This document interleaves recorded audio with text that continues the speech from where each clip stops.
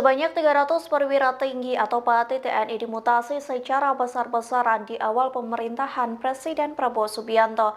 Mutasi ini melibatkan jenderal-jenderal yang dekat dengan Joko Widodo tergeser. Pengamat politik Rocky Gerung menilai mutasi tersebut sebagai upaya Prabowo bersih-bersih.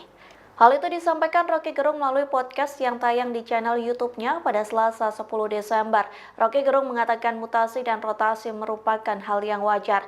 Namun dalam mutasi ini, Prabowo dinilai sedang berusaha mengembalikan jabatan-jabatan di tubuh TNI ke fungsi yang semestinya. Rocky juga menyinggung soal melepaskan TNI dari jabatan yang bersifat politis. Pasalnya, pengamat politik ini menilai Jokowi melakukan pemetaan jabatan berdasarkan kedekatan.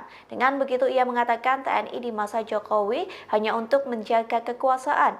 Diketahui sebelumnya Panglima TNI Jenderal Agus Subianto melakukan rotasi dan mutasi terhadap 300 Pati TNI pada 6 Desember lalu. Dikutip dari tribunnews.com, jenderal yang dekat dengan Jokowi perlahan digeser dengan Pati yang memiliki relasi Prabowo. Di antara yang dimutasi adalah Komandan Kodiklat Widi Prasetyono menjadi dosen tetap Universitas Pertahanan atau UNHAN. Download Tribun X sekarang, menghadirkan lokal menjadi Indonesia.